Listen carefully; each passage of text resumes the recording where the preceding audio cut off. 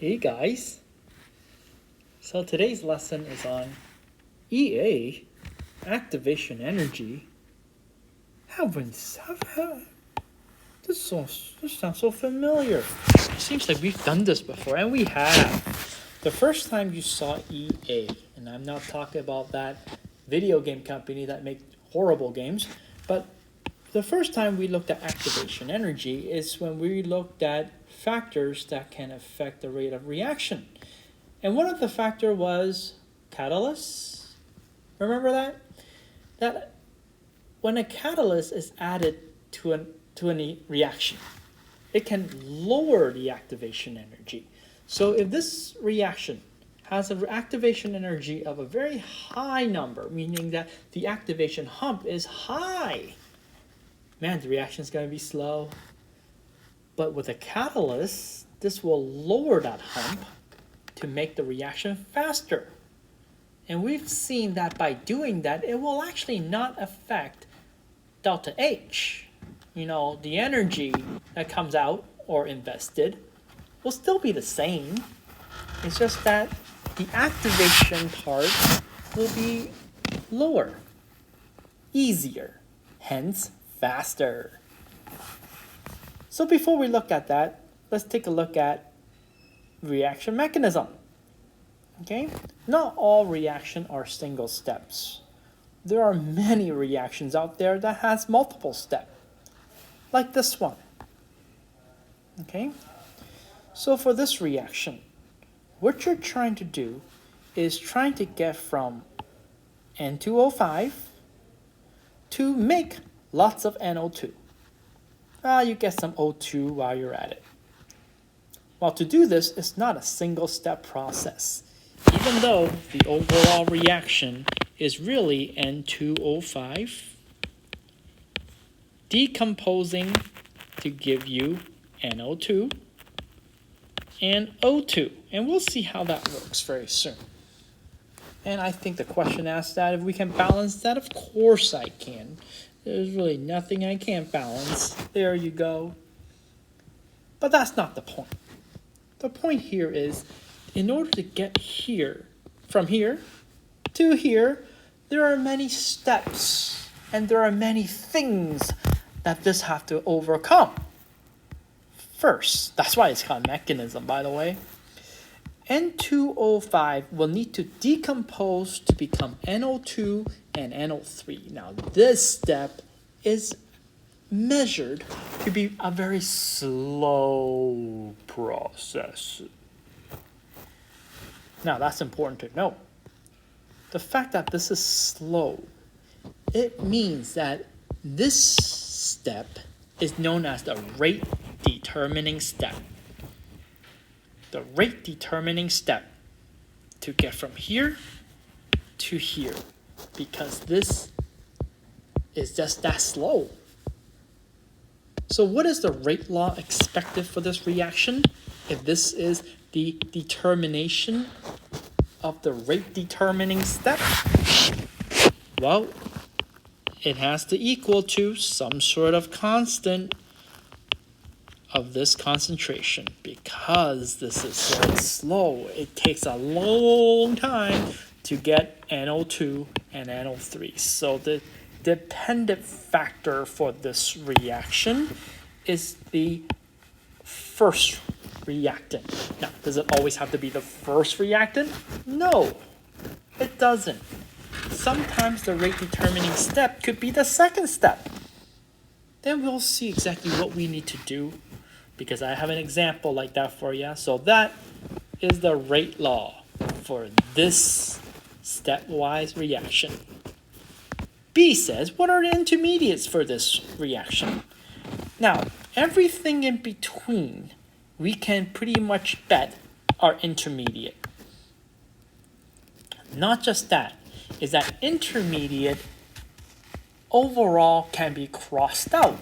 Now we've done something like this before, I'm sure we have, where if you have this as a product and this is part of the next step's reactant, hey, if they're identical, don't be afraid to cross them out. Don't be afraid to cross them out because you can. Because these product from the first step is used as a reactant for the second step. Now, by combining these two together, you're going to get NO2A, which is one of our product, yay!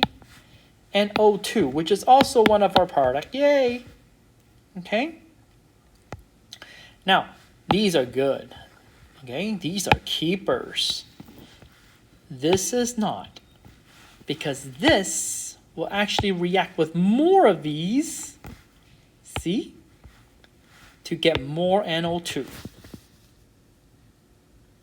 which means this also cross out. Okay? Now, who are the intermediates? Well, NO2, NO3, and NO. These are all intermediates. These are all chemicals that you will have to get through to get your overall reaction. Because in step 3, as I said, these NO will react with more N2O5 to give you 3 more moles of NO2, which is your desired product. So, as we balance it, I guess, we took 2 of these, see, to make 4 of these, see, and 1 of these. Okay, so that is what we call reaction mechanism, and there are a whole bunch. A lot of reaction actually are not one-step reaction, but consists of these stepwise reaction. So let's take a look at another reaction. Example 2. Here's another reaction.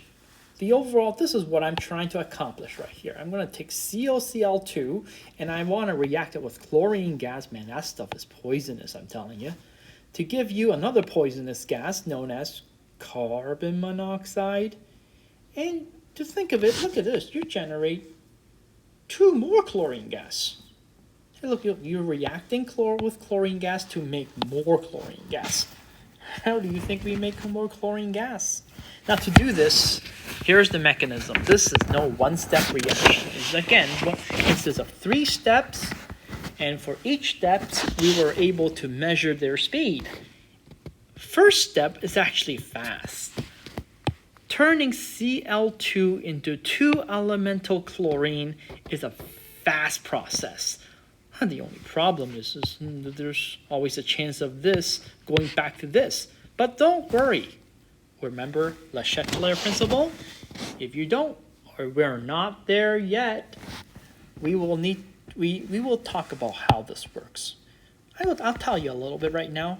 As long as you take this and you put it here and drive the next reaction, the reaction will never go backwards.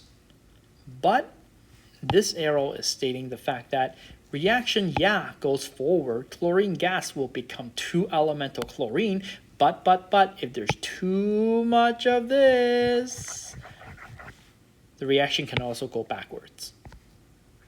But there's this guy named Le Chatelier, and he has this principle, and he says that if you're making lots of these, but if you were to take these away and use it to drive the next reaction, the reaction will always continuously go towards the product. That's what he said. And that's exactly what's going to happen.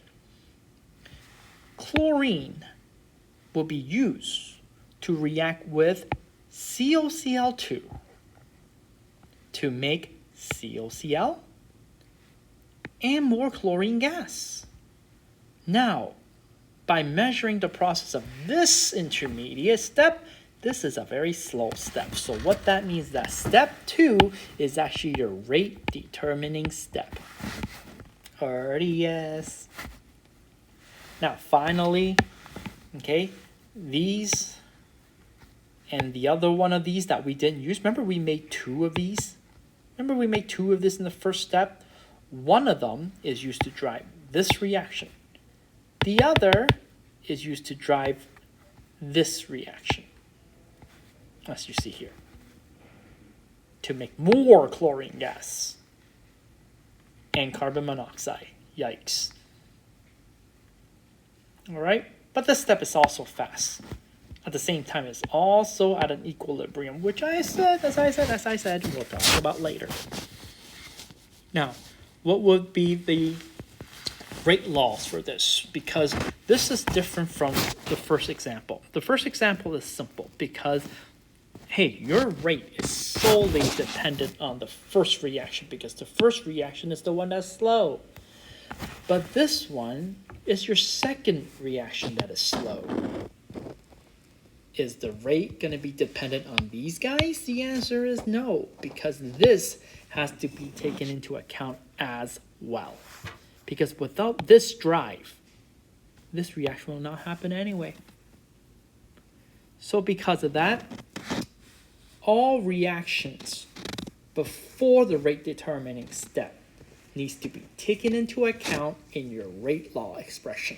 So rate is equal to K times, well, the concentration of your first reactant times the concentration of your other reactant in your rate determining step. Now the question is, do I have to put a Cl here because there's a Cl here? The answer is no. Okay? Because the concentration of this or this really doesn't play a role. At least not in the equation, or else you'll be double counting this. If you know what I mean. Okay? Just these. Because this needs to become that in order to react with that. Let me say that again. This needs to become this in order to react with this. So your rate should only be this guy and this guy.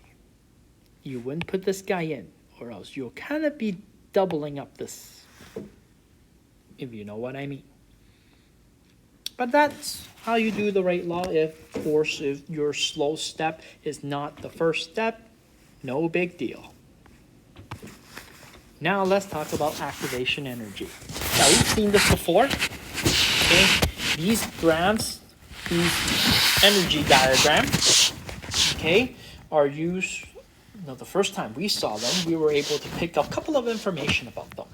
Is this reaction an endothermic reaction or an exothermic reaction? Well, we'll see, of course, that the energy of the reactant, if it's lower than the energy of product, well, energy must be absorbed to get that. So this is an endothermic reaction. What that means is that if you're thinking about bond breaking and bond making, it takes this much energy to break all the bonds. But when you form bonds, which are, of course, an exothermic process where energy gets released, you're not getting enough back to make up for what you invested. So overall, energy was absorbed. On contrary, in an exothermic reaction, yeah, you spent a lot of energy breaking bonds, but then when you're making new bonds, you get more energy coming out. Way more than you invested. So energy is released. That's exothermic. Now, we talked a lot about this. We talked lots about this because that is delta H. We didn't talk much about this. The only time we talked about that is when we looked at catalysts, where if you were to insert a catalyst, your reaction will be like this. Okay, it'll be lower. Because it's lower, it's gonna be faster. Or if this is exothermic, it'll be like this. Like that. Okay? Where delta H is unaffected. Delta H should not be affected. But then the amount of activation energy did. Okay? Now, this is our interest. We want to calculate what this is. because the activation energy dictates the speed of your reaction. All right. Am I going to be able to graph this out? If this is our reaction mechanism, are we able to graph this information? Let's graph this information. This is actually a very nice bumpy graph where it looks like a whole bunch of little hills. So here's my x-axis and y-axis. And here's my, of course, I don't know, reaction proceeding and delta H on the y. But let's say we started right here. Let's say we started right here. This is our HBr plus O2. Okay? And that's my first step. And this is the rate determining step because it's a very slow step. Not only that, but it's also endothermic. What that means, if I were to graph this alone right here, it'll look like this.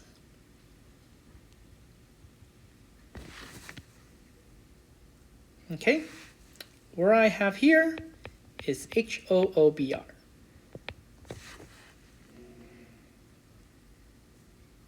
Endothermic. Now, the reaction doesn't stop here. This is just the midpoint. This is just a rest point. I will have to continue because HOOBr will react with HBr. And this step is going to be exothermic. And it's a fast one. Since it's a fast one, you can pretty much bet that the activation energy here is going to be low. Watch. Look at the activation energy of the first reaction. Look how long this arrow is, man. Look how long this arrow is. That's why it's a slow step. The second step is going to be a fast step. So you're not going to get this. You're just going to maybe get this. And since it's exothermic, your product in the second step will be lower in energy than the first step. You are getting here HOBr.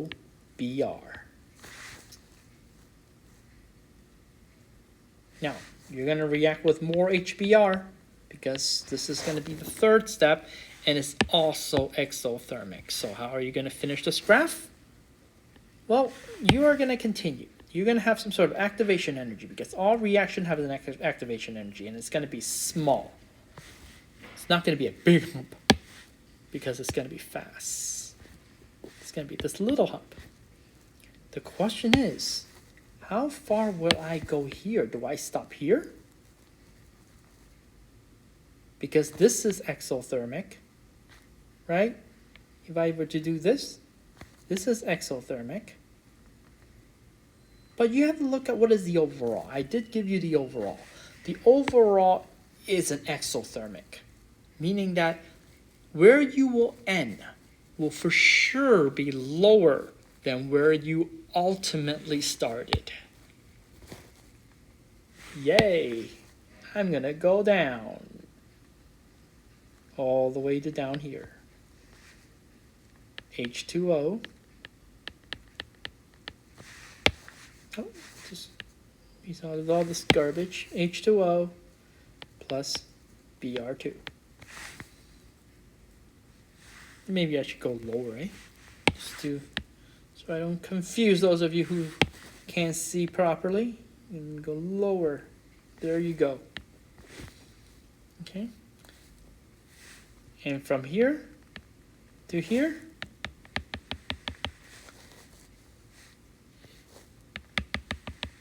this is 84 kilojoules worth of energy. Sort of like drawing little hills. Look like a little skateboard hill. Look at that. Look at that. Okay, but that's how you would sketch an energy level. An energy diagram based on activation energy and based on a mechanism worth of reaction. Pretty cool, huh? Let's take a look at how to calculate for this EA. So to calculate, let's go back here. To calculate this, which is EA, for this rate determining step, we have an equation that will allow us to do so. It's called the Arrhenius equation. And this is it. And you're probably like, oh my God, E again? Where is activation energy? Oh my God. Activation energy is part of an exponent? How am I going to find that out? How am I going to, let's say if my teacher says, hey, find EA. I'm going to be like, how am I going to do that? Well, remember, you can always, I don't know, take the ln of this. Remember that? And you're like, oh yeah, that's right. But before we do so, let's take a look at the players. K, rate constants. A is known as the Arrhenius constants. We'll talk about that later. Okay? EA is your activation energy. R, as we've seen with ideal gas, is the gas constant, 8.31. And remember, take note that the gas constant, 8.31, is based on joules, not kilojoules. Joules.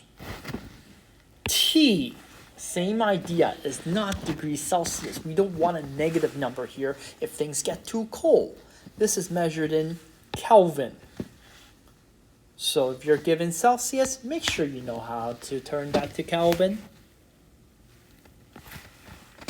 So by rearranging the Arrhenius equation, by taking the ln to both sides, we have this overall reaction.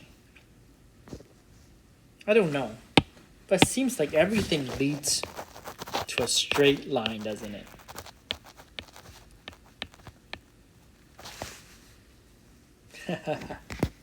Now, what is this Arrhenius equation used for? Well, you know what? When temperature increases, we know that the rate increases. That's a must. So that's why temperature is playing as a factor here. Every time when temperature, temperature is a huge factor. That's what I would say. It's a huge factor. When that changes, rate changes. Everybody knows that because particles are moving faster, they're colliding with each other with more energy and the right orientation, right? However, of course, when you see that EA decreases, when the activation energy right here decreases, rate is also faster. Okay? So this equation, Arrhenius equation, take into account two factors, EA and temperature. Experimentally, that's exactly how you would find EA. You need to measure it. It's not something that you can just look at it. That's impossible. There's a lot of things that you're not able to do with just looking at it, but you have to do some sort of experiment in it, to it. Okay? To find out what is the activation energy. So, I have a little experiment that I've done. This is not kidding. This is actually an experiment that I'm not going to tell you what this experiment is, but what was I able to do is I was able to gather up a couple of variables. I was able to find K, and I was able to find T. Now let me reiterate that a little bit. Notice I changed it a little bit. So I did this experiment a long time ago. Okay, so I took temperature. So I changed temperature. So I have a whole bunch of different increments of temperature. And when I change the temperature, obviously what I saw is there's going to be a change in K. There's a little mistake here. Why would they use little? This is supposed to be little k. Now you may be thinking, is that a big deal? Yeah, it is a big deal because big K actually is a equilibrium constant. That's a huge deal. So it should be little k, okay? Rate constant should be little k. So what I did in this experiment is that I have a whole bunch of temperature lined up for this reaction. So I was doing this reaction under various different temperature. And what I've noticed is that as temperature changes, so does the rate constant. So I was able to, make a chart, which is K, temperature and respective K. And I have a whole bunch of temperature, and I measured a whole bunch of K, and I came up with, boom, this graph. It's a beautiful graph, isn't it? Such a beautiful graph. So, by looking at this graph, I was able, of course, to calculate for E8. The question is, how? Well, this will go back to this equation right here. This equation. Okay?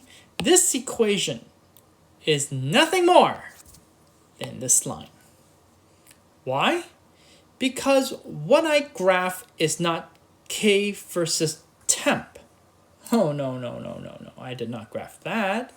What I really graphed was ln K versus 1 over T. That's what I graphed. Because we know for a fact that this is Y. We know that this is M. Oh, that's a big one, isn't it? We know this is X. And we know this is B. So here's your Y equal mx plus B. So what that means is that if I take ln K and I plot that against 1 over T, I will get a straight line, and the slope of this straight line is negative EA over R. Wow. So that's something that I want you guys to do. This is what I want you guys to, and this is what I want you all to do. I want you to find the slope of this line. Okay? After you find the slope of this line, I want you to find EA. What is EA? We know that R is 8.31. That's for sure. That's never going to change. That's a constant. But remember, this is going to be in joules. Just to let you know. Well, this is not joules, but this is joules per gram. Well, it doesn't matter. Doesn't matter. Okay? That's not important. Okay? So I want you to do this example, and then we'll take it up next class. Okay? How to find EA. Trust me, this is actually something that you are going to do. There's going to be an assignment later on where I'm going to give you data. Okay, I'm going to give you some temperature. I'm going to give you some respective K. Okay, rate constant. And I'm going to get you guys to find out what the activation energy is. That should be fun, right? All right, so, hey, make sure you do this. Of course, there's another equation here. Okay, let's say you have two plots. I didn't take a series of temperature. I have two temperature, just two. And for this two temperature, I have two corresponding rate constant. So whatever temperature here is, T1, I have a rate of K1. I change the temperature to T2, and now I have K2. Well, all you have to do, if you have two set of data like this, is that you can put that into this one equation, and this will allow you to solve for EA as well. Hey, so other than this question, maybe give this one a try too. All right? So those are the two things I want you guys to do for homework, and we will take it up tomorrow. All right. Bye, guys.